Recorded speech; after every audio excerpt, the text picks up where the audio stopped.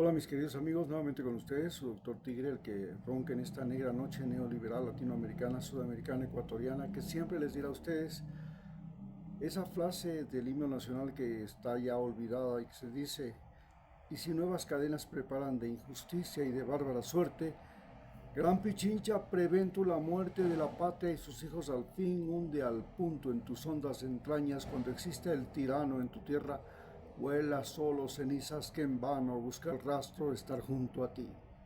Bueno, hoy hablaremos acerca de mis conversatorios con Verónica. Verónica es una señora esmeraldeña, psicóloga, que tiene una residencia estudiantil en Quito y que cuando conversa conmigo me da ideas muy interesantes. Hoy analizaremos el problema de el triunfo de la derecha en Europa a raíz de la guerra de Ucrania y Rusia. Las posiciones derechistas se han multiplicado, pero sobre todo a raíz de la migración africana a Europa. Por supuesto, para los europeos la migración de ucranianos al resto de Europa no es ninguna molestia, pero en cambio la molestia sí es la migración de africanos a Europa. Y en Europa ha nacido un movimiento racista que tiene dimensiones guerreristas peligrosas.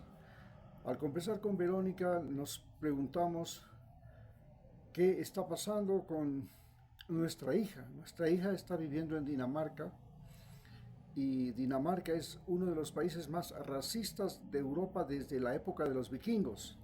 Estamos hablando desde el año 900 de nuestra era.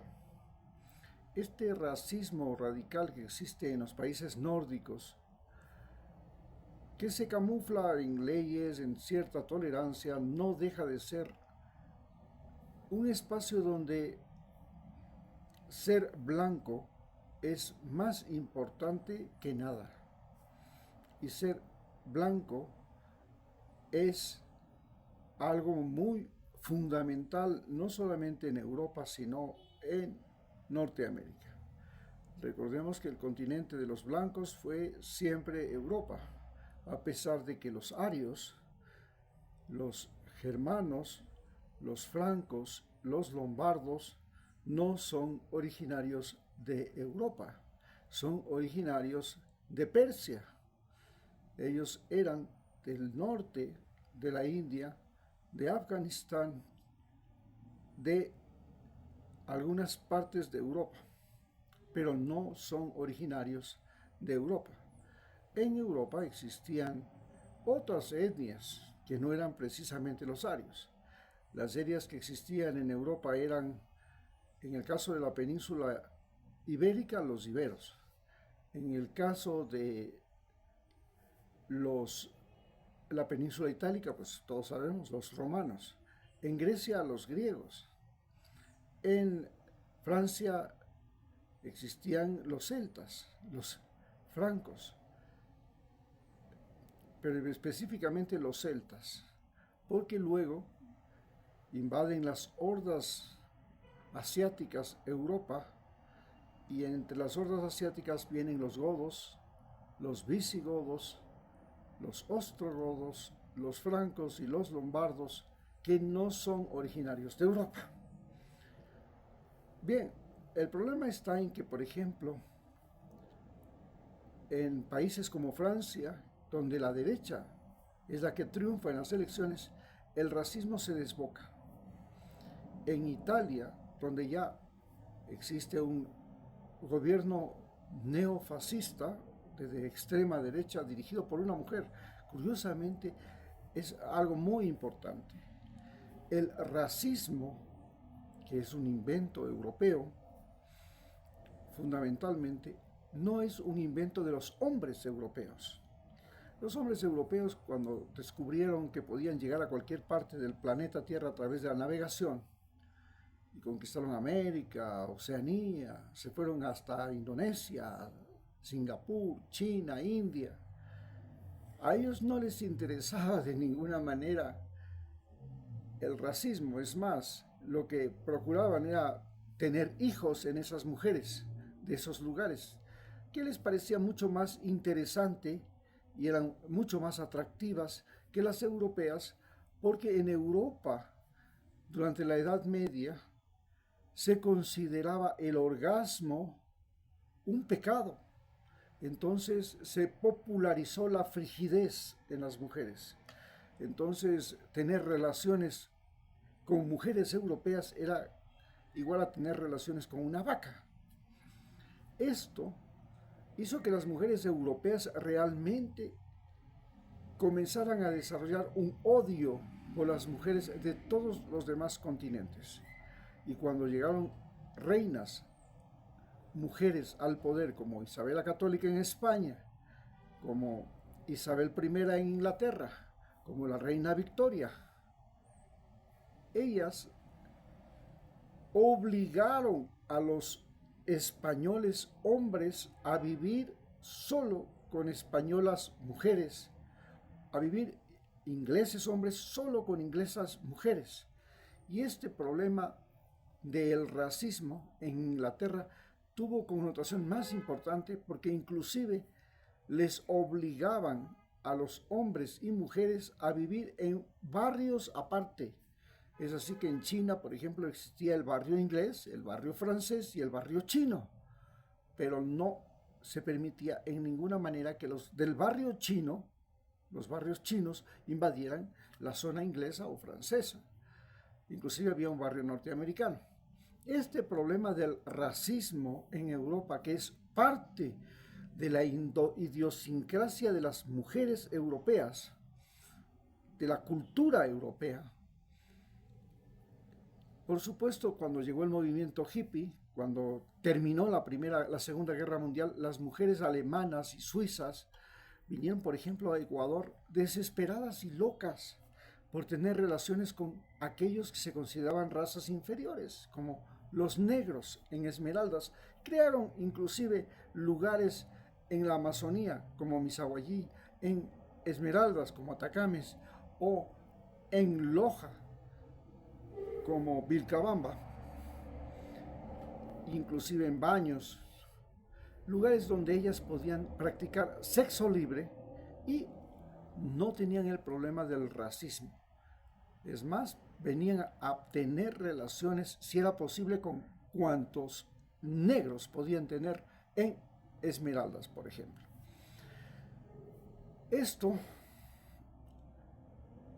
era porque durante la Segunda Guerra Mundial y el régimen nazi, el racismo llegó al clímax. Hoy, en España, este partido Vox, que está ganando también territorio en España, que es el último país socialista junto con Portugal, que quedan en Europa,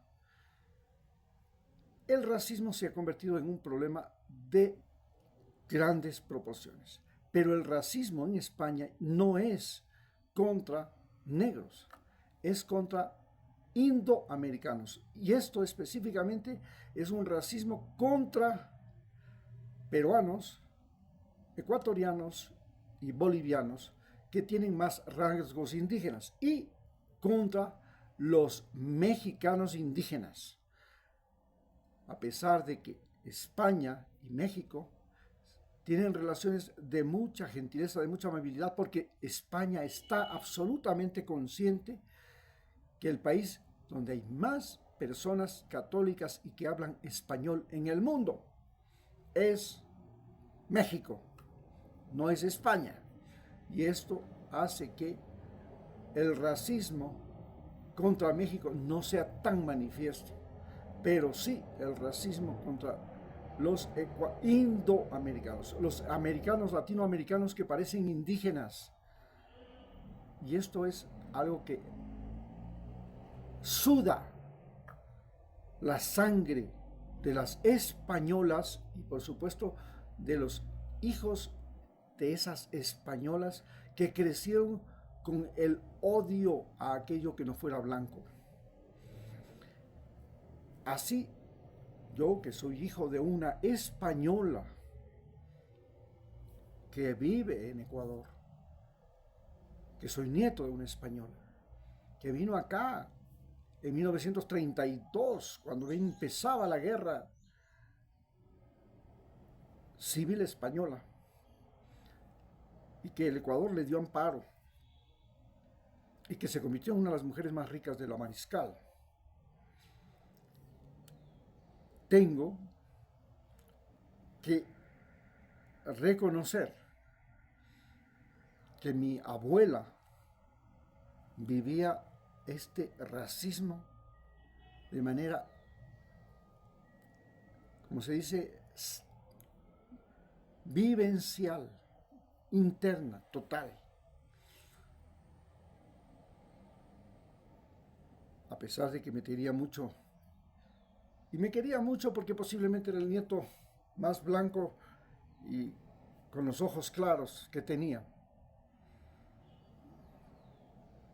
De todas maneras, el racismo que ella respiraba y transpiraba y que se manifestaba en el trato a la servidumbre era muy importante.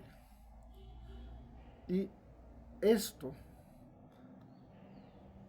como quien dice, me pone en el serio aprieto de que ahora que yo,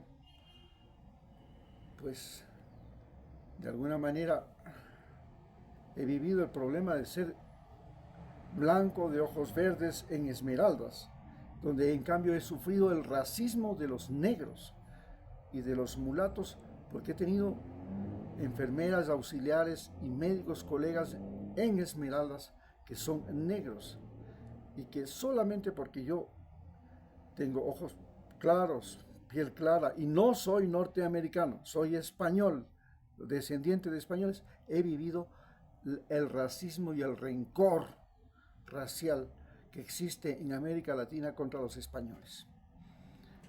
Muchas gracias.